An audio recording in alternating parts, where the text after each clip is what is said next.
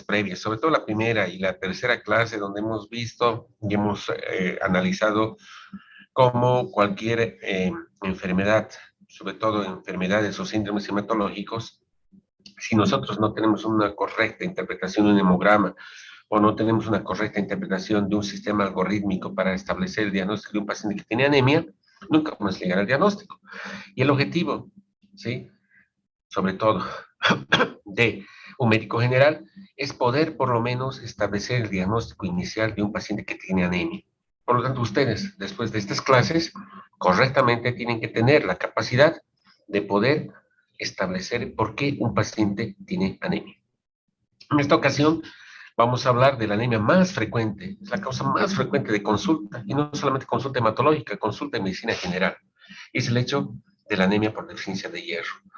Ustedes saben que la única forma de definir anemia es a través de la interpretación de la serie roja y sobre todo de la cuantificación de las cifras de hemoglobina. Y claramente la Organización Mundial de la Salud, les repito, define a un paciente que tiene anemia cuando las cifras de hemoglobina están por debajo de 12 gramos por decilitro, independientemente sea varón o mujer, y se entiende de esa manera, porque en varones, perdón, anemia ¿sí? Se define cuando la hemoglobina está por debajo de 13 gramos y en mujeres por debajo de 12 gramos por decilitro. Por lo tanto, independientemente de los signos, los síntomas, las manifestaciones clínicas, las dolencias, las quejas o lo que ustedes quieran de un paciente, si no hacemos un hemograma y no evaluamos las cifras de hemoglobina, no estamos en condiciones de establecer el diagnóstico de anemia. Ojo, muchos pacientes vienen y dicen, tengo anemia porque tengo 3 millones de glóbulos rojos. Sí, tiene 3 millones de glóbulos rojos, pero eso no define anemia.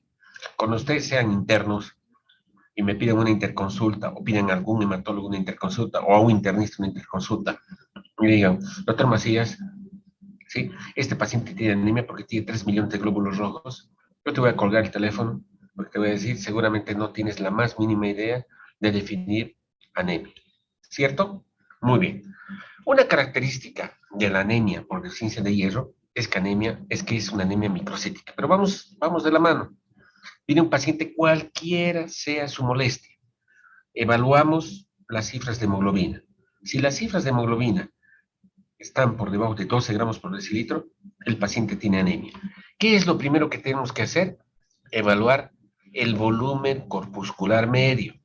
Si el volumen corpuscular medio está menos de 80, aquí dice 82, pero menos de 80, es una anemia microcítica. El 99.9% de las anemias microcíticas son hipocrómicas y solamente el 0.1% es una anemia rara, que es una anemia microcítica hipercrómica. La anemia microcítica hipercrómica implica que tienes glóbulos rojos chiquitos y con gran cantidad de hemoglobina en su interior, una situación que se presenta en una enfermedad hemolítica congénita por defectos de la membrana, donde la membrana cada vez que pasa por el sistema reticular endotelial es fagocitada, de manera que el área de la circunferencia de la membrana de cada glóbulo rojo disminuye, pero la cantidad de hemoglobina en el interior se mantiene igual, por eso son glóbulos rojos chiquitos e hipercrómicos. A esa entidad se conoce como microesferocitosis hereditaria, pero la microesferocitosis hereditaria, como vamos a ver en las clases posteriores, es una anemia hemolítica, donde el común denominador es el síndrome hemolítico, muy diferente al 99.9% de las anemias microcíticas hipocrómicas.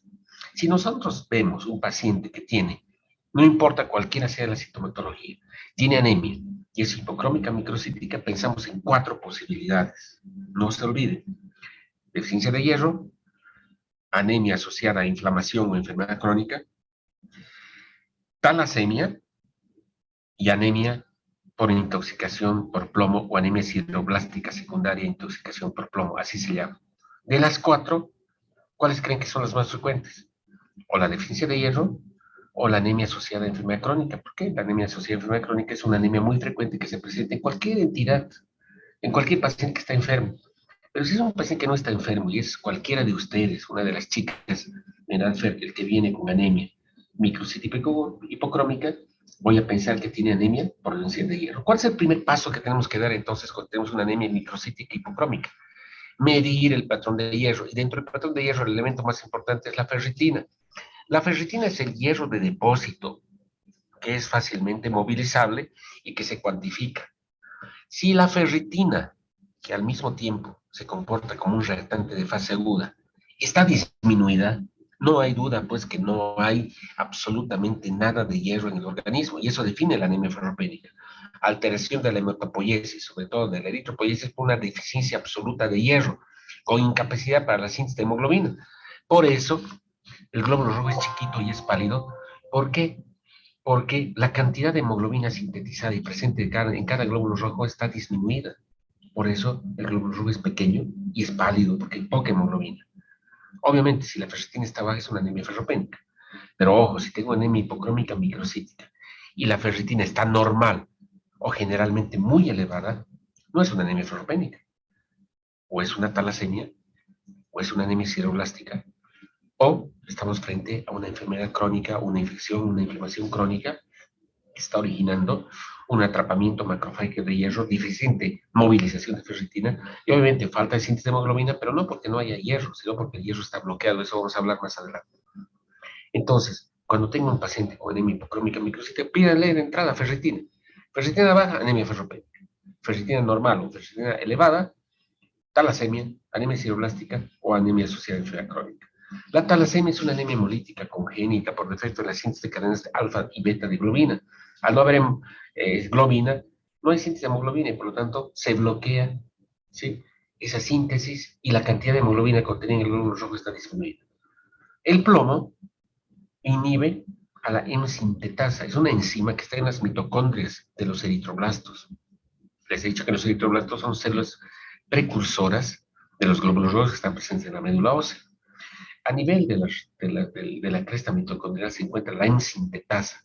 La hemsintetasa es una enzima que permite introducir el hierro en la protoporfirina 9, de manera que forma el grupo M, para que el M se acople a las cadenas alfa y beta de globina y forme la hemoglobina. Si el M sintetasa está inhibida por el plomo, lo que va a pasar es que no hay síntesis de M. Y si no hay síntesis de M, no hay síntesis de hemoglobina. Y el glóbulo rojo es chiquito y es pálido por intoxicación por plomo. Obviamente, si hace una historia clínica, existe pues datos de que el paciente está en contacto con sustancias de plomo, soldaduras, minas de plomo, pinturas a base de plomo, etcétera, etcétera. ¿Sí? Muy bien. Entonces vamos a hablar un poco sobre el metabolismo del hierro para poder entender por qué se produce la anemia ferropénica. ¿Qué es el hierro? Es un metal de transición muy abundante en la Tierra, es el cuarto elemento más abundante en toda la Tierra. El hierro tiene un color rojizo, por eso la hemoglobina tiene color rojo. Los que viven por la zona sur, al salir por Santa Veracruz, hay un área al lado izquierdo de montañas de color rojo. Esa área es un área muy rica en hierro. En Bolivia existen grandes cantidades de hierro de depósito a nivel de la serranía del Mutún. En la serranía del Mutún existe gran cantidad de hierro y es el color de tipo rojo. Entonces, el cuarto elemento más abundante, pero en pequeña cantidad en los sistemas biológicos, ¿verdad? Los sistemas biológicos como, por ejemplo, la hemoglobina o, por ejemplo, los citocromos. La única manera, chicos, de introducir el hierro a nuestro organismo es a través de los alimentos, de la dieta. Nosotros no sintetizamos hierro. Por lo tanto, si dejamos de comer alimentos ricos en hierro, sobreviene la anemia ferropénica, porque no sintetizamos hierro. ¿Cuál es la función del hierro? Fuera de formar parte, ¿sí?, de proteínas transportadoras de hierro, transportadores de oxígeno, como la hemoglobina, interviene en el transporte de oxígeno, sobre todo a nivel de los electrones, en los citocromos. También cataliza muchas reacciones metabólicas para el desarrollo y diferenciación y proliferación celular, reacciones enzimáticas, metabolismo oxidativo y crecimiento celular. Entonces, no solamente la deficiencia de hierro produce anemia, sino que la deficiencia de hierro produce un estado de astenia, así se llama. Y ustedes van a ver que hay pacientes que tienen deficiencia de hierro y tienen manifestaciones más de astenia que de anemia. Pacientes que tienen debilidad muscular, fatiga muscular, cefalea, fatiga, no necesariamente relacionados a la anemia y a la deficiencia del transporte de oxígeno. Entonces, esta es la función del hierro.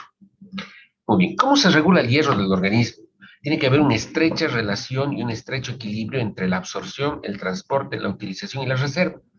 Cuando existe un desbalance entre la absorción o en el transporte o en la utilización o en la reserva, existe una deficiencia de hierro.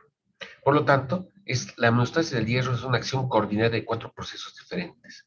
Y vamos a hablar de cada uno de estos. ¿Sí? Muy bien. Empecemos a hablar de la absorción de hierro. Solo se aporta, así te comas 1 kilo de carne roja o te comas 250 gramos de un rico bife de hígado o te comas todas las verduras del mundo, el aporte diario de hierro es de 1 a 2 miligramos por día. Es el aporte dietético de hierro. Ese aporte dietético de hierro va a pasar al plasma en forma de transferrina. La transferrina es una proteína transportadora de hierro. El hierro no se transporta libre, se transporta unido a una proteína que se llama transferrina, que significa 3 miligramos de total de hierro. La transferrina va a transportar el hierro, la mayor parte, a la médula ósea, bone marrow, más o menos 300 miligramos, y de la médula ósea van a salir glóbulos rojos maduros que contienen en su interior hemoglobina que contiene más o menos 1800 miligramos de hierro, casi más allá de 1,5 kilos, casi 2 kilos, si se dan cuenta, de hierro que están contenidos en toda la masa globular. En cambio, en la médula ósea solamente 300 miligramos. A nivel muscular, sí, existe mioglobina. ¿Por qué el color rojo de la carne y de los músculos? ¿Por qué? Porque en el interior existe una proteína que tiene grupo M y tiene hierro, se llama mioglobina, que aproximadamente representa 300 miligramos. Luego, la transferrina aporta, ¿sí?, a los macrófagos, al sistema retículo endotelial del hígado, donde se almacena en forma de hemosiderina aproximadamente 1 kilo de hierro, 1000 miligramos, que se almacenan básicamente en el parénquima hepático a nivel de las células de Kupffer y a nivel de los hepatocitos. ¿Dónde se almacena entonces el hierro? En el hígado. Pero también se almacena en otros lugares donde hay sistema retículo endotelial, aproximadamente 600 miligramos. No solamente en el hígado, sino también en el vaso, en la propia médula ósea y en todos los órganos donde existen macrófagos. ¿Sí? Y si ustedes se dan cuenta, existe un equilibrio entre el aporte dietético con la pérdida. Hay una pérdida fisiológica de hierro y esa pérdida fisiológica de hierro sobreviene, por ejemplo, por descamación de las células enterales, o sea, de los enterocitos, y ahorita vamos a ver por qué. Segundo, las mujeres en edad fértil, con cada menstruación se pierde más o menos 1 a 2 miligramos de hierro al día. Y es muy raro que haya pérdida de hierro por otros lugares. Pero las dos pérdidas de hierro fundamentales son esfacelación de la mucosa, donde existe almacenamiento de ferritina en los enterocitos y en los sangrados menstruales. Por lo tanto, en un perfecto balance, tiene que ingresar 1 miligramo, si tiene que perder 1 miligramo, y si tiene que distribuir en la médula ósea, en el sistema reticuloendotelial, en el hígado, en el músculo y en forma circulante una determinada cantidad de hierro. Muy bien. Por lo tanto, el ciclo biológico de hierro y la distribución y el intercambio de hierro tiene que tener un equilibrio permanente entre diferentes compartimentos. El intestino, el plasma, donde existe transferrina o hierro, los glóbulos rojos, tanto de la médula ósea como de la masa globular circulante, y los depósitos en forma de hemosiderina y ferritina. El hierro se almacena en forma de hemosiderina, que es difícilmente movilizable a nivel de los macrófagos, y ferritina circulante. Y se almacena también en los sistemas biológicos celulares, en forma de mioglobina y sobre todo de citocromos, que son los que van a generar transporte de electrones y energía. Y las pérdidas obviamente tienen que ser siempre un balance de 1 o 2 miligramos al día. Muy bien, hablaremos un poco sobre los compartimientos donde existe el hierro. Más o menos en cada uno de nosotros existe 3 a 4 gramos de hierro, es decir, 40 a 50 miligramos de hierro por kilogramo de peso corporal, independientemente de la cantidad de hierro que comamos o la cantidad de hierro que fisiológicamente vamos a perder. Y existen 3 compartimientos. Uno, el hierro de depósito. El 25%, entre 800 y 1200 miligramos, se almacena en el sistema retículo endotelial, en forma de hemosiderina, que es el hierro menos disponible, y en forma de ferritina, que es forma de hidróxido férrico. Entonces, cuando hablamos de hemosiderina y de ferritina, estamos hablando del hierro de depósito. El hierro medible y fácilmente movilizable va a ser el hierro de la ferritina. Por eso, cuando nosotros medimos reserva de hierro, vamos a medir ferritina sérica. El hierro de transporte, que es el unido a transferrina, solamente representa el 1%, mire, poca cantidad, 4 miligramos, y unido a transferrina, nunca hierro libre. Y el hierro que se utiliza en forma funcional representa el 75% del total. La mayor cantidad de hierro está en forma funcional. Se encuentra en la hemoglobina, en la mioglobina y en las enzimas. Obviamente, si se dan cuenta de ese 75%, el 70% se encuentra, ¿sí?, en forma de un pigmento o una proteína cuaternaria compleja que es la hemoglobina, transportadora de oxígeno. Muy bien, primero vamos a hablar de la absorción. ¿Cómo se produce la absorción de hierro cuando nosotros comemos alimentos ricos en hierro? Aquí, si ustedes ven la diapositiva, hay unas pelotitas verdes que va a ser el hierro no hemínico, verde, para que asocien verde en vegetales verdes. Todos tenemos la idea de que los vegetales verdes, ¿no? Las acelgas, las espinacas, son fuentes ricas en hierro. Es cierto, pero no es la principal fuente de hierro. Y lo rojo, ¿sí?, que está en menor cantidad, es el hierro hemínico de la carne. El 80 a 90% del aporte diario de hierro es hierro no hemínico, verduras y alimentos diarios, ¿sí? Pero es hierro no hemínico. ¿Por qué? Porque estamos comiendo hierro que no está asociado a la hemoglobina ni a la mioglobina, ¿verdad? En cambio, solamente el 10 al 15% del aporte diario está con las carnes, hierro hemínico. Entonces, tenemos que pensar que en nuestra dieta el aporte de hierro, en forma normal, está en un 90%, está dado por el hierro no hemínico. Y existe un problema, que el hierro no hemínico, ¿sí?, está en forma oxidada, en forma de ion férrico. Por eso no se absorbe fácilmente, a diferencia del ion ferroso de la carne, ¿sí? El hierro que nosotros comemos, en su mayor parte, es hierro en forma férrica, con 3 valencias. Y tiene que haber un fenómeno de reducción a ion ferroso en el lumen intestinal antes de poder penetrar al enterocito, que esta es la célula entérica. El hierro no se absorbe en el estómago, se absorbe en la primera porción del duodeno, a nivel del enterocito duodenal. Gran parte del hierro de la dieta se reduce por acción de un agente reductor que es el ácido clorhídrico. El ácido clorhídrico se sintetiza en las células parietales del estómago y ejerce una acción reductora. Acuérdense, el ácido clorhídrico no solamente activa el pepsinógeno en pepsina, que es una enzima digestiva para degradar las proteínas, sino que el ácido clorhídrico reduce el ion férrico de la dieta a ion ferroso. Fuera de eso, en el ribete en cepillo del enterocito existe una enzima que se llama ferrirreductasa. La ferrirreductasa es la que va a reducir el ion férrico a ion ferroso. Y aquí existe una proteína que es una puerta de entrada, que se llama transportador divalente de metales 1, que es la puerta de entrada o el receptor del ion ferroso para ingresar al interior del enterocito. ¿Qué pasaría si no hay ácido clorhídrico? Por más de que comamos hierro, y sobre todo hierro no hemínico, no vamos a poder reducir y por lo tanto lo que no está reducido no se absorbe. ¿Qué pasaría si hay una enfermedad intestinal a nivel duodenal, donde hay daño del enterocito y donde no hay presencia de ferrirreductasa? Por más hierro que comas, no lo vas a poder absorber. Ojo, el hierro que se absorbe no pasa directamente a la circulación, sino que ese hierro que ha ingresado en forma de ion ferroso, chicos, sufre 2 posibilidades.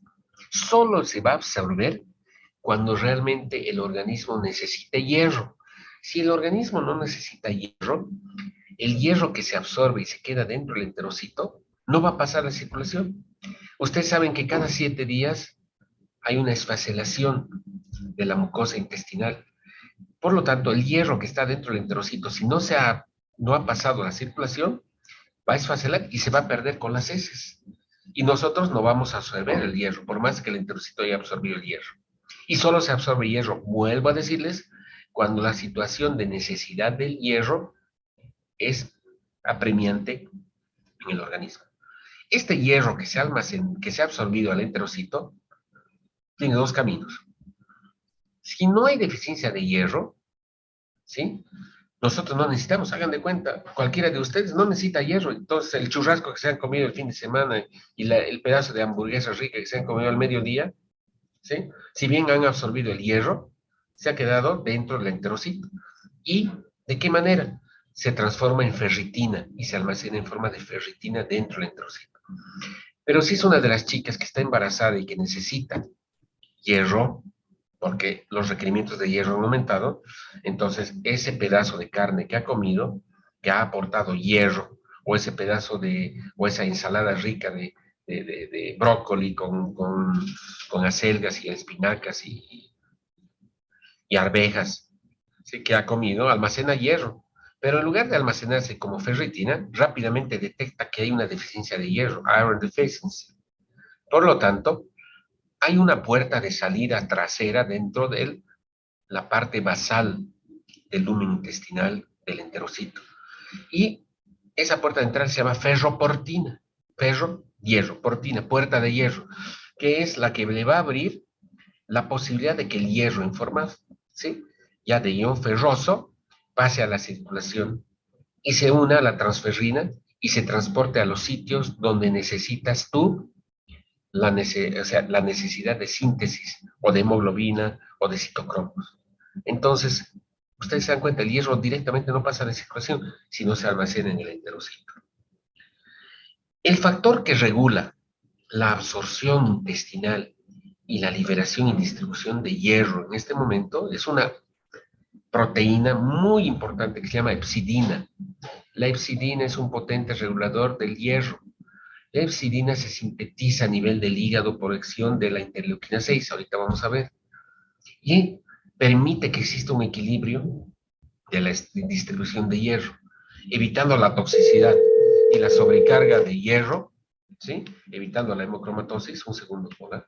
Estoy en clases, ¿sí? Sí puede pasar, pase, ¿ya? Entonces tienes la posibilidad de evitar la hemocromatosis o hemosiderosis y tienes la posibilidad de evitar anemia. El mecanismo que regula esto es la hepcidina. Y vamos a ver de qué manera. El mecanismo regulador de la absorción y distribución de hierro en el organismo está dada por la hepcidina. Miren, en la diapositiva, claramente, vamos a ver que aquí existen cordones de hepatocitos. Miren, cordones de hepatocitos. Este es el hígado, liver, hígado. En la circulación ya se ha liberado hierro y el hierro está unido a la transferrina. Miren, cuando hay transferrina altamente saturada con hierro, esta transferrina altamente saturada con hierro, ¿sí? ¿Sí? Es decir, que existe gran cantidad de hierro en la circulación, inmediatamente es sensada por las células de Kupffer y las células endoteliales que están adheridas o están cerca o vecinas al hepatocito. Y al haber gran cantidad de hierro y de transferrina, esto hace, ¿sí?, que los hepatocitos sensen esta situación y digan, tenemos que evitar que haya mayor cantidad de hierro. Tenemos suficiente cantidad de hierro. La transferrina está saturada con hierro. Y sintetizan interleuquina 6. ¿Qué hace la interleuquina 6? La interleuquina 6 estimula, aquí está la interleuquina 6, estimula a los hepatocitos para liberación de una sustancia que se llama hepcidina. ¿Qué hace la hepcidina? La hepcidina es una llave que va a cerrar la absorción duodenal de hierro porque bloquea a la ferroportina, ¿sí? Aquí está la ferroportina. Entonces viene la hepcidina y dice, no queremos más hierro porque hay suficiente hierro. Miren, aquí el hierro está unido a la transferrina. Por lo tanto, lo que vamos a hacer es bloquear, vamos a cerrar la puerta. No queremos que ingresen más alumnos a la facultad, como ustedes, como lo que ocurre en el PROPE, ¿verdad? Hay suficientes médicos. Por lo tanto, vamos a hacer exámenes difíciles, vamos a cerrar las puertas. Lo mismo, hay suficiente hierro unido a la transferrina. Por lo tanto, ese hierro unido a la transferrina, cuando pasa por el hígado, hace que los hepatocitos y las células de Kupffer, merced a la interleuquina 6, sinteticen hepcidina. ¿Y qué es la hepcidina? Bloquea, viene acá y dice, echen la llave y no va a salir todo el hierro que se almacena en el enterocito, no va a pasar a la circulación, ¿sí? Por lo tanto, bloquea la absorción tunel de hierro. Pero por otra parte, ¿sí? El hierro que es fagocitado, o sea, producto de la fagocitosis de los glóbulos rojos en el sistema retículo endotelial, no va a salir del macrófago para ir al eritroblasto a nivel de la médula ósea, sino el hierro se va a quedar dentro del macrófago porque se va a bloquear, merced a la hepcidina, la liberación de hierro desde el macrófago, porque disminuye la expresión de ese transportador de ferroportina a nivel del macrófago. Miren, aquí en la diapositiva está claro. Entonces, ¿qué hace la hepcidina? Bloquea la liberación de hierro del enterocito a la circulación, porque bloquea la ferroportina del enterocito, y bloquea la salida del hierro del macrófago, haciendo que el macrófago se llene de hierro, porque bloquea justamente la ferroportina del macrófago, evitando que el hierro salga a la circulación. Por lo tanto, trata de disminuir los niveles de hierro, ¿sí?, circulante. ¿Qué pasaría en situaciones donde más bien hay necesidad de hierro? Porque, por ejemplo, está embarazada una de tus compañeras, o por ejemplo, uno de ustedes ha tenido una anemia aguda porque ha tenido una hemorragia digestiva por una hemorroides. Necesitamos hierro, ¿verdad? Por lo tanto, la transferrina está libre de hierro. Y al estar la transferrina libre de hierro, no se bloquea la síntesis de hepcidina. Entonces, no queremos que se sintetice hepcidina. Y al no haber hepcidina, todo el hierro que le pasa al enterocito va a pasar a la circulación. Y todo el hierro producto de la fagocitosis y que está almacenado en macrófagos rápidamente va a salir y va a llevarse a los sitios donde necesitas tú la síntesis de hemoglobina para compensar la anemia y la pérdida de hierro por sangrado. Esto es lo que es la hepcidina, miren, aquí está. La interleuquina 6 es la que hace que se sintetice la hepcidina. Aquí está la ferroportina, ya sea ferroportina del enterocito o ferroportina del macrófago. Lo que hacen es bloquear, miren, la hepcidina bloquea, cierra el paso de hierro del enterocito a la circulación o el paso de hierro del macrófago a la circulación. Por lo tanto, si hay hepcidina, se bloquea la absorción de hierro del enterocito, ¿sí? Y se bloquea la salida de hierro del macrófago. Y hay una hiposideremia. Pero si hay una disminución del hierro y necesitas mayor cantidad de hierro, entonces el hierro de la ingestión, ¿sí?, y que se almacena en el enterocito va a pasar fácilmente a la circulación y el hierro del macrófago va a pasar a la circulación y va a ser transportado por la transferrina, ¿a dónde? A la médula ósea para la síntesis de mayor cantidad de hierro. ¿Se dan cuenta? Es el mecanismo de regulación. Por eso, hepcidina y ferroportina. ¿Sí? La ferroportina es esta. Salida del macrófago, salida del enterocito. Viene la hepcidina, y la hepcidina, ¿qué es lo que hace? Bloquea la salida porque bloquea la ferroportina. ¿Sí? Muy bien. Seguimos adelante. Ahora vamos a hablar sobre el transporte de hierro. Ya el hierro ha pasado a la circulación y tiene que transportarse y tiene que distribuirse en los otros órganos, ya sea, ¿sí?, en el hepatocito para almacenarse, o ya sea en el macrófago, o ya sea tiene que ser transportado a la médula ósea. Y este diagrama es bien bonito. Miren, las pelotitas, ¿sí?, las pelotitas celestes son la transferrina. Las pelotitas amarillas es el hierro ferroso que está circulando. Hemos dicho que el hierro ferroso, para poder ser fisiológicamente activo, tiene que transportarse el 1%, ¿verdad? La transferrina. Pero también hay hepcidina que se ha sintetizado. Aquí está la hepcidina. Bueno, ¿qué pasa a nivel del enterocito? Ya hemos analizado. Miren, el hierro de la dieta es el hierro de la dieta. Aquí está la ferrirreductasa. La ferrirreductasa hace que se transporte por el transportador divalente de metales, llega el hierro. Si necesitas hierro, este hierro pasa rápidamente por la ferroportina, porque no hay hepcidina, y rápidamente pasa a la circulación para unirse a la transferrina y transportarse. Pero si tú no necesitas hierro, este hierro del enterocito se almacena en forma de ferritina, y la hepcidina viene y bloquea a la ferroportina y todo el hierro se almacena aquí. Y si no necesitas, al cabo de 7 días se esfacela la mucosa y se pierde el hierro que se ha absorbido y se ha almacenado en el enterocito. Este hierro, si tiene que ser almacenado, o sea, tenemos un exceso de hierro, ya no necesitamos hierro y decimos, bueno, tenemos que almacenar el hierro en algún lugar, vamos a almacenarlo en el hepatocito. Entonces, Llegamos a la circulación hepática. El hepatocito tiene en la membrana transporte, o sea, receptores de transferrina, así se llaman, miren, receptores de transferrina. Son proteínas. Estos receptores de transferrina son las que captan a la transferrina unida al hierro ferroso y son las que introducen por un mecanismo bien interesante de endocitosis, vamos a ver esto ahorita, las moléculas de hierro al interior. De manera que al final el hierro se va a almacenar en el hepatocito en forma de hemosiderina, ¿sí? Hay receptores de transferrina. Por lo tanto, el hierro se va a almacenar aquí en el interior en forma de ferritina. Y esa ferritina puede salir también del hepatocito cuando necesites hierro. Pero cuando no necesitas hierro, ¿qué hace? La hepsidina viene y bloquea la ferroportina. Pero si no hay hepsidina, todo ese hierro cuando se necesite sale por la ferroportina y nuevamente vuelve a la circulación y se dirige seguramente a la médula ósea. ¿Qué ocurre cuando el glóbulo rojo es viejo y es fagocitado?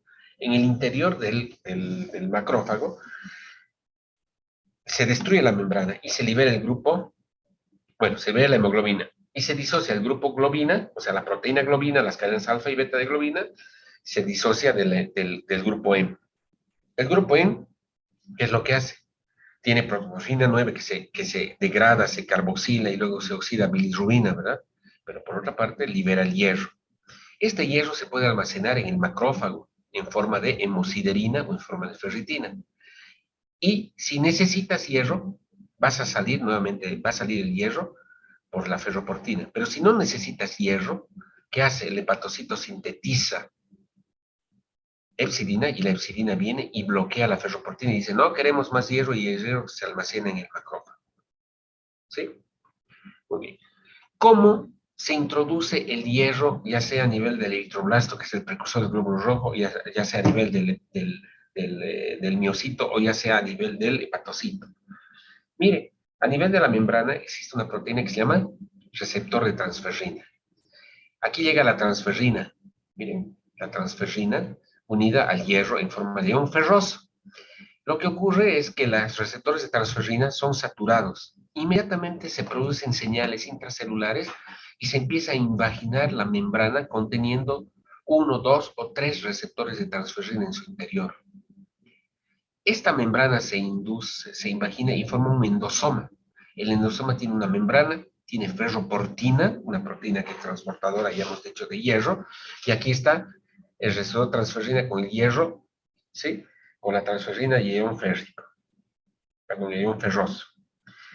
Acá existe un cambio del pH, de manera que existe un intercambio o sea, una introducción de hidrogeniones que hacen que el endosoma se vuelva más ácido, esto dentro del citoplasma de la célula, ¿verdad? Y se libera el hierro. Y este hierro va a salir por la ferroportina o por el transportador de metales hacia el citoplasma, ya sea del eritroblasto o ya sea del hepatocito o ya sea del macrófago.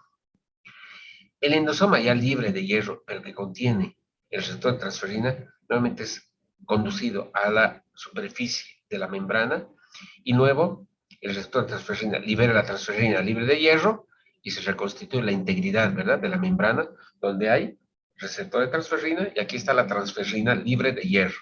¿Qué pasa con el hierro que se ha liberado? Va a depender mucho. Si es un eritroblasto, este hierro se va a dirigir a las mitocondrias donde por acción de la sintetasa se va a unir a la protoporfina 9 para formar grupo M y formar hemoglobina. Pero si no necesitamos formar hemoglobina, y este es el macrófago, se va a almacenar en forma de ferritina y luego de hemosiderina, sobre todo en las células no eritroides, en los macrófagos o en el hepatocito. Pero en las células eritroides, es decir, en el eritroblasto, se va a sintetizar siempre hemoglobina, ¿verdad? Por lo tanto, los sistemas celulares o las cuatro células o los cuatro órganos fundamentales que intervienen en la homeostasis del hierro son el enterocito, el eritroblasto, porque el glóbulo rojo ya no sintetiza hemoglobina. ¿Dónde se sintetiza hemoglobina? Se sintetiza a nivel de los precursores eritroides, a nivel de los eritroblastos, acuérdense. ¿Quién induce la maduración? A nivel de la unidad formadora de colonias eritroides, la eritropoietina. A ese nivel empieza a producirse, ¿verdad? a nivel de los proeritroblastos, el eritroblasto autocromático, basófilo. Entonces tenemos el eritrocito, los precursores eritroides llamados normoblastos o eritroblastos, el hepatocito donde se almacena fácilmente el hierro y se intercambia con la circulación, y el macrófago. Cada uno cumple una función. Nuevamente, miren, aquí en el diagrama es bien facilito, ion ferroso, perdón, ion férrico, ion ferroso, acción reductora de la ferroreductasa, transportador de divalente metales, hierro, si no se necesita en forma de ferritina, si se necesita pasa por la ferroportina, ¿verdad? Y luego, si pasa acá, se une a la transferrina. La transferrina va, viaja, y si tiene que almacenarse, va hacia el hepatocito, donde tienes la membrana y formas un endosoma. Aquí está el receptor de transferrina que introduce, ¿sí? Introduce el receptor de transferrina con la transferrina y con el hierro y forma ferrosa, se produce acidificación del endosoma, liberación de las moléculas. Va a depender mucho si necesitas hierro y se almacene con ferritina o homosiderina, o si el hierro va a salir por la ferroportina. A nivel de macrófago, el macrófago se come el glóbulo rojo se destruye y se libera el grupo M, y el grupo M libera el hierro.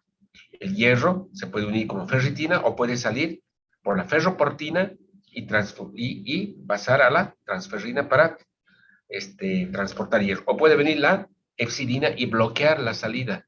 Miren, la salida de hierro bloquea la ferroportina y por lo tanto almacenar mayor cantidad de hierro.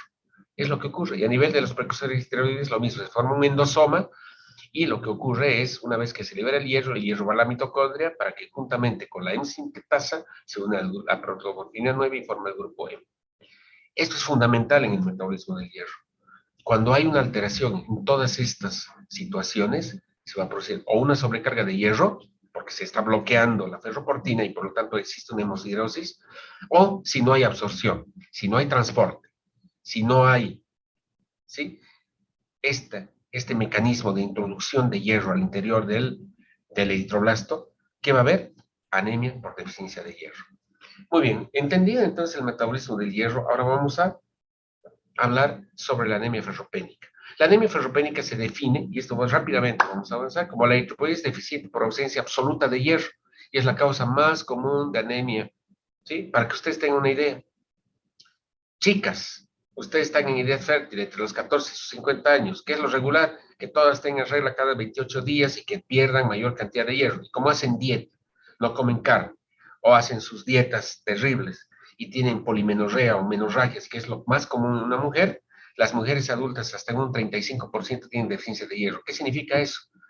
Que si en el curso hay 100 chicas, 30, una de cada tres, tiene anemia ferropénica. ¿Sí? Lo mismo las embarazadas, porque el aporte de hierro, el requerimiento de hierro es casi el 40%, ¿se dan cuenta? En cambio, nosotros los varones difícilmente tenemos deficiencia de hierro. Los niños también tienen un gran requerimiento y la prevalencia en niños y en mujeres adultas es alta. Prácticamente la mitad de los niños se dan cuenta que tienen deficiencia de hierro en algún momento. Y una de cada tres mujeres en edad fértil van a tener deficiencia de hierro. Por lo tanto, nosotros los varones, si tenemos anemia ferropénica, nos hacen parar las orejas, ¿verdad? Eso no es normal. Tampoco tener deficiencia de hierro en una mujer es normal, pero es frecuente. Entonces, si alguno de los chicos del curso tiene una deficiencia de hierro, ojo, probablemente está perdiendo sangre por algún lugar. Y esa es una causa que debemos investigar.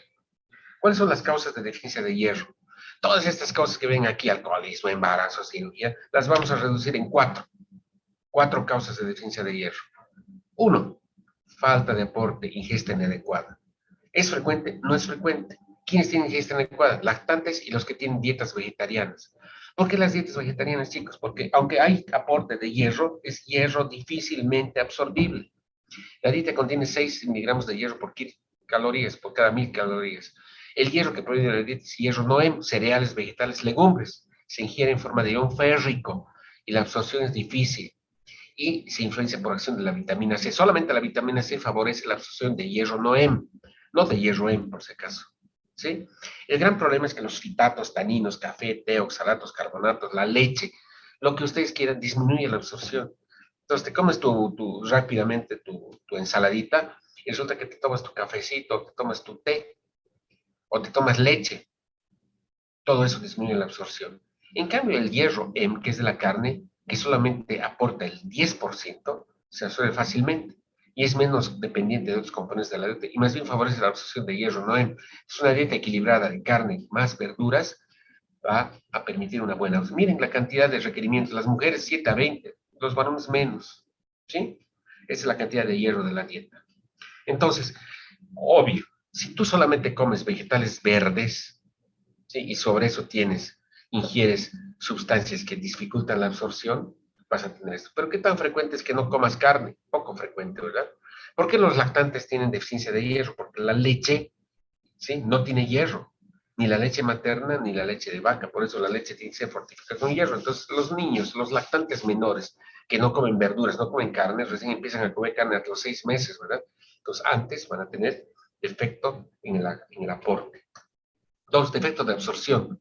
¿Quiénes? Gastrectomía, porque no va a haber ácido clorhídrico, una mala absorción intestinal por una enfermedad a nivel entero, del enterocito, enfermedad celíaca, por ejemplo, o los bypass, ¿no? Cirugía metabólica, o la enfermedad intestinal inflamatoria como la colitis ulcerativa crónica inespecífica, pueden originar sufrimiento y obviamente mala absorción de hierro. Pero ¿qué tan frecuente es que no tengamos estómago? Tengamos es poco frecuente.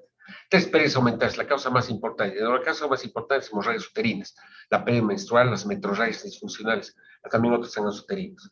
El sangrado gastrointestinal siempre nos hace sospechar una mujer postmenopáusica o un varón adulto. Y siempre que tengamos anemia ferropénica tenemos que hacer sangre oculta en heces, porque si es positiva pensamos en hemorragia digestiva alta o baja, y ahí están todas las causas, gastritis erosiva, úlcera péptica, varices, cáncer gástrico, o hemorragia digestiva baja, hemorroides, divertículos, angiodisplasia, hasta un cáncer de colon. La primera manifestación de un cáncer de colon muchas veces es una anemia ferropénica. Sangrados urinarios por cálculos, por un cáncer, la donación reiterada de sangre que ya no se hace, o los pacientes que tienen diabetes hemorrágica, hemofílicos o enfermedades de von Willebrand que permanentemente están sangrados, es poco frecuente. Pacientes que tienen sangrados en la hemodiálisis o una enfermedad de o sea, una telangiectasia hemorrágica hereditaria a nivel intestinal. Finalmente, la cuarta causa de deficiencia de hierro, requerimientos aumentados. ¿Quiénes? Embarazadas, lactantes menores, niños en etapas de crecimiento o que requieras tratamiento con eritropoyetina y no tengas suficiente cantidad de hierro. Una situación que es importante, que quiero que entiendan, es anemia ferropénica implica anemia con pérdida absoluta y total del hierro de depósito. Pero muchas veces puede haber no anemia, o sea, puede haber no anemia y sin embargo ferritina baja. Y esa es una fase prelatente de deficiencia de hierro. ¿Qué significa eso? Significa que para que haya anemia ferropénica, las reservas de hierro han tenido que abolirse completamente y lo último que ocurre en el eslabón de la anemia, la deficiencia de hemoglobina. ¿Qué ocurre en el estadio 1? Vamos a poner un ejemplo, hagan de cuenta que es una de las chicas de su curso, ¿sí? Que empieza a tener una metrorragia disfuncional porque ha tenido un trastorno menstrual disfuncional, simplemente hormonal. Entonces empieza a perder mayor cantidad de hierro con las menstruaciones y eso supera la pérdida de la ingesta. ¿Qué es lo primero que ocurre? La ferritina disminuye, pero el hierro sérico se mantiene todavía, ¿sí? Y todavía no tiene anemia. Entonces, muchas ocasiones no tienes anemia, pero tienes ferritina baja, que es lo primero que ocurre. Y la ferritina baja empieza a producir manifestaciones de astenia.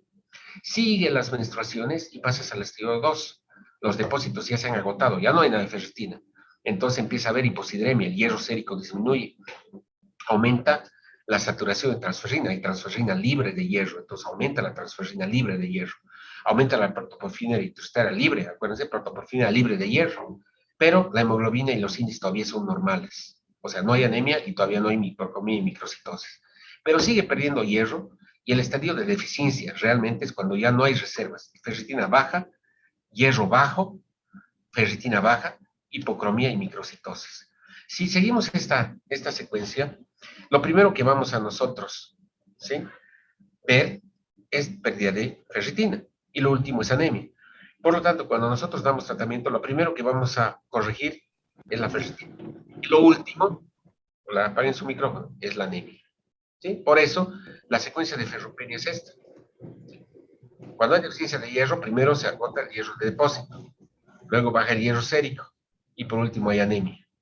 Por eso, cuando damos tratamiento, lo primero que normalizamos es la hemoglobina. Pero eso no quiere decir que tengamos éxito en el tratamiento. El objetivo es recargar todos los depósitos. Y para eso, el tratamiento es largo, 3 a 6 meses. ¿Cuáles son las manifestaciones clínicas de la anemia ferropénica? Son muy inespecíficas. Generalmente manifestaciones de enfermedades subyacentes, si tienes gastritis erosiva, úlcera péptica, o si tienes una metrorragia disfuncional por un ovario poliquístico, no sabemos. La presentación nunca es aguda, siempre es insidiosa y gradual, síntomas inespecíficos. En los niños hay irritabilidad, déficit de atención.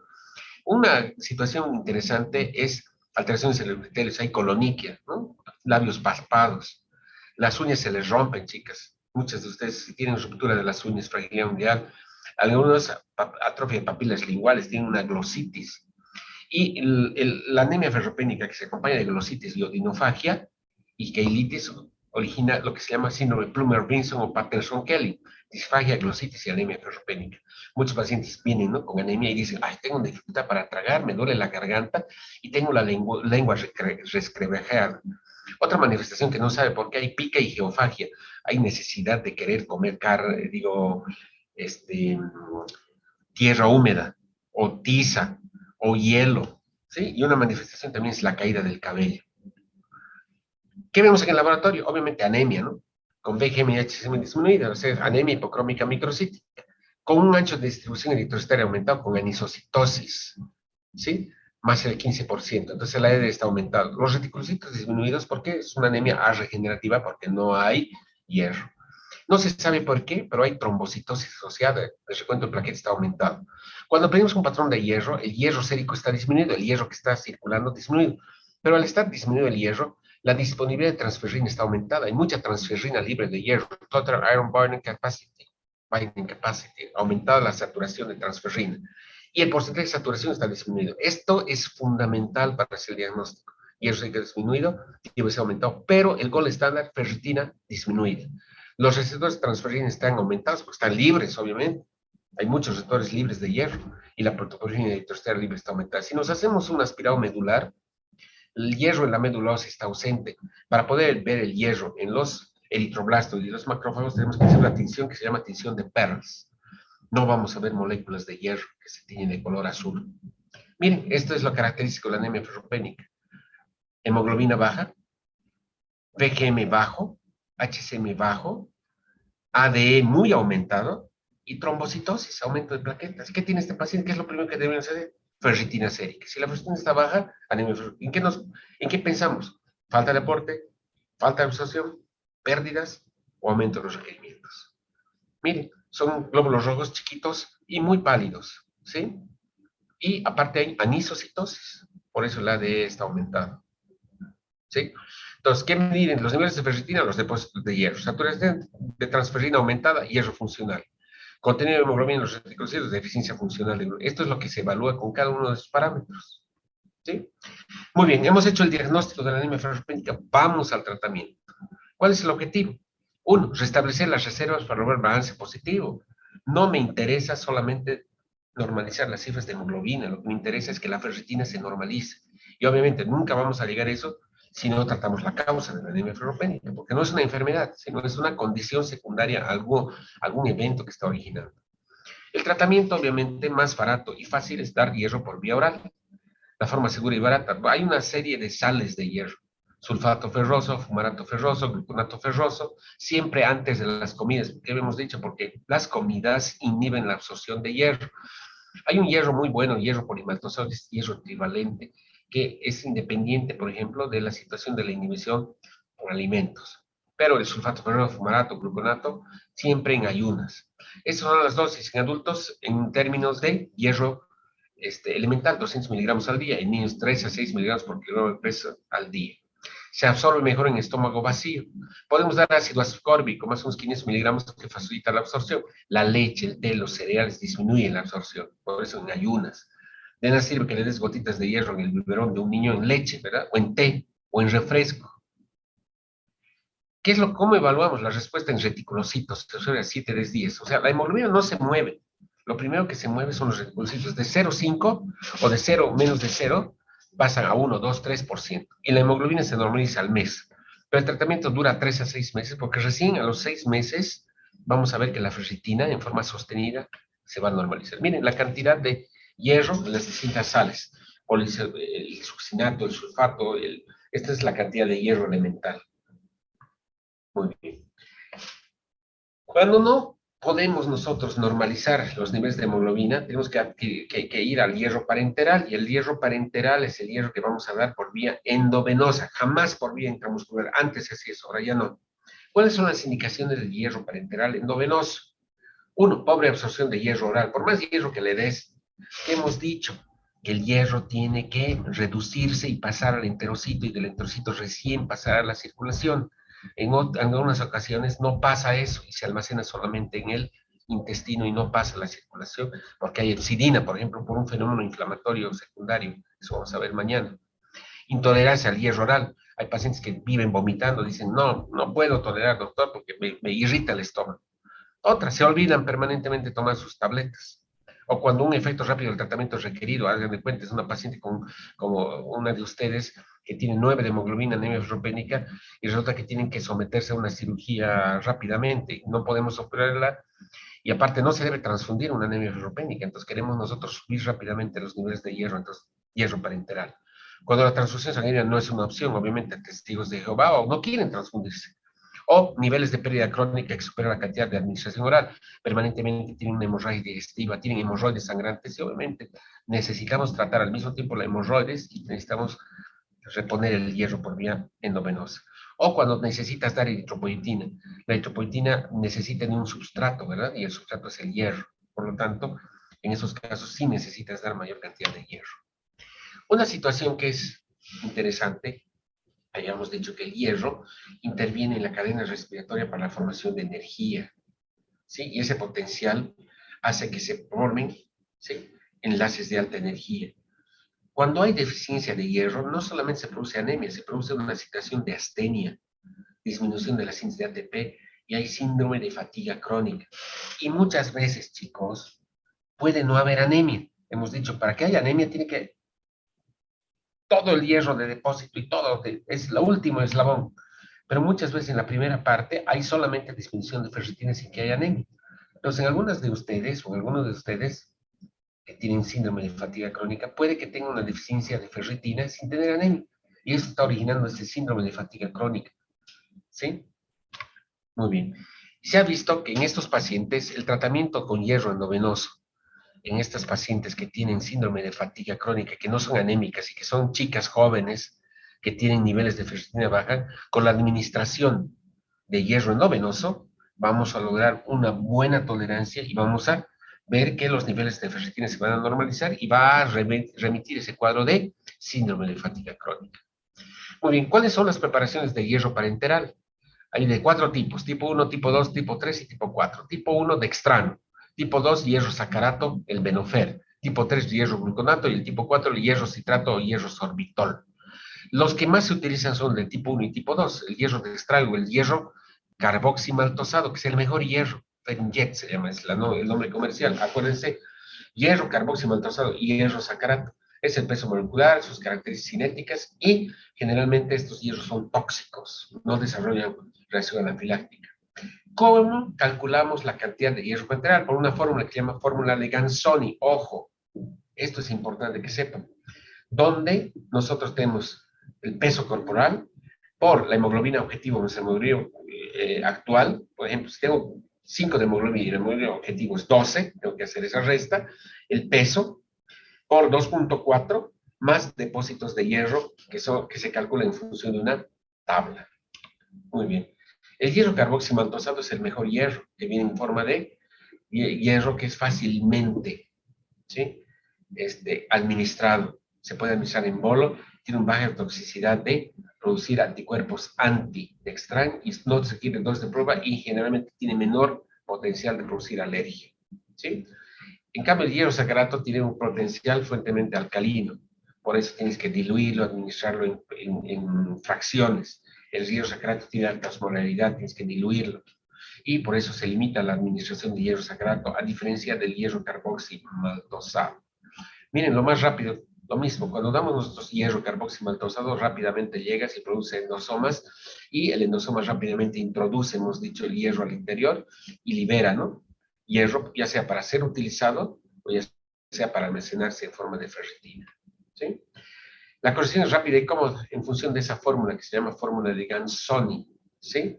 El hemoglobina objetivo ¿sí? Y los depósitos se calculan en función de esta tabla, ¿sí? Esta es la diferencia entre hemoglobina deseada con hemoglobina real.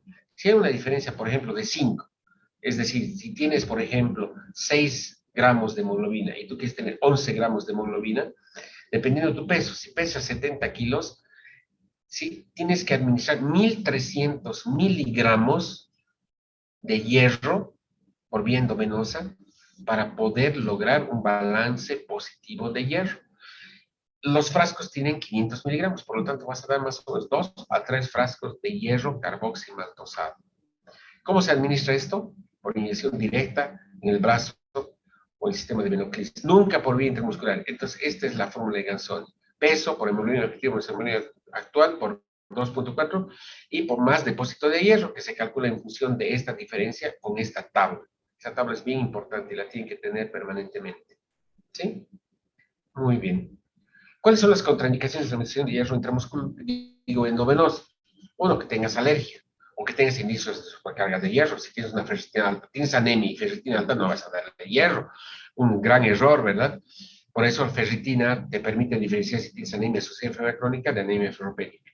Y obviamente, nunca en el primer trimestre del embarazo. No se sabe por qué, pero en el primer trimestre del embarazo preferimos dar dosis de hierro por vía oral. Muy bien. Oh, se cobró este computador. Finalmente, ¿sí? Está el concepto de profilaxis. ¿En quiénes vamos a dar profilaxis? Vamos a dar profilaxis en los pacientes que tienen altos requerimientos de hierro para que no lleguen a deficiencia de hierro. ¿Quiénes son esos? Uno, las embarazadas y segundo, los niños en etapa de crecimiento. Estos son los efectos secundarios de la administración de hierro endovenoso. Son muy inespecíficos, vómitos, son pocos, prurito, urticaria, en algunas ocasiones elevación de transaminasas, pero son muy pocos. Y hablamos de la profilaxis. Niños, embarazadas, algunas mujeres con alteraciones menstruales, antes en donadores de sangre, ahora ya no, ¿verdad? Cuando eres donador de sangre, justamente el peligro es que tengas por flebotomías, anemia por deficiencia de hierro. Solo en algunos casos sí vas a someter eso. En los niños se inicia a los 4 meses con 1 miligramo por kilogramo de peso al día. Muy bien. Entonces, con eso, chicos, espero que hayan entendido lo que es el concepto de anemia ferropénica, el metabolismo de hierro, y ustedes sepan fácilmente establecer el diagnóstico. Claves. 1, anemia hipocrómica microcíclica, ferritina baja, anemia ferropénica. Mientras tengan ese concepto, 4 cosas van a buscar. Falta de absorción, falta de aporte, falta de absorción, causa más frecuente pérdidas, y 4, aumento de los requerimientos. La causa más frecuente, pérdidas. Entonces tendrán que buscar por dónde están perdiendo hierro. Muy bien. ¿Preguntas? Doctor, una consulta. ¿Qué precauciones debemos tener después de administrar el hierro por vía endovenosa o qué complicaciones son comunes? Generalmente, mira, hay otras preparaciones. El hierro de Dextran, que produce mucha alergia, puede producir un choque anafiláctico, entonces tienes que premedicar al paciente. En nuestro medio ya no administramos hierro de Dextran. Está el hierro sacarato, que puede producir también fenómenos de alergia. Aparte, no puedes dar grandes volúmenes. La ampollita de hierro sacarato viene apenas de 100 miligramos. Y si tú necesitas dar 1.300 miligramos, tienes que dar 13 inyecciones. Imagínate, 13 inyecciones endovenosas. Es poco factible dar eso. Entonces tienes el hierro carboximaltosado.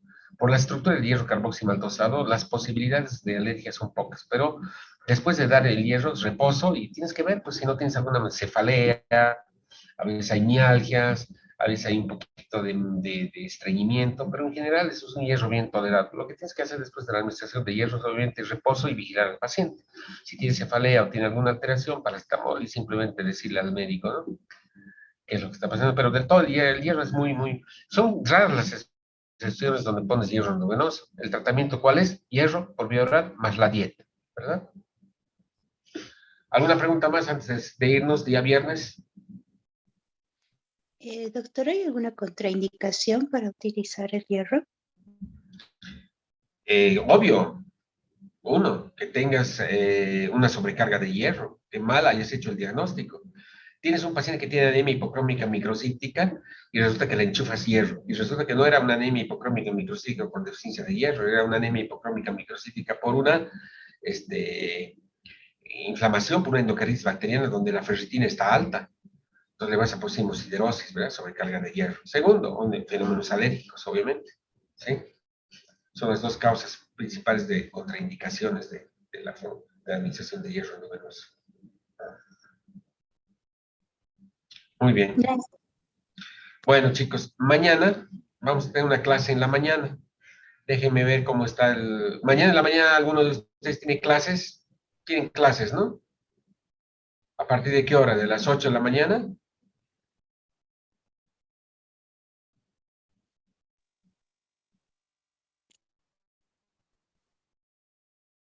A ver, alguno de ustedes, conteste. Ahora que les dejo el micrófono abierto, nadie habla.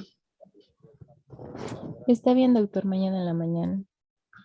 Ya, mañana en la mañana vamos a tener una clase temprano. ¿Por qué hacemos esto? Porque es mucho el temario y estamos súper atrasados y necesitamos liberar el mes de noviembre para que entre reumatología. Son casi 30 clases. Entonces, muy complicado, ¿no?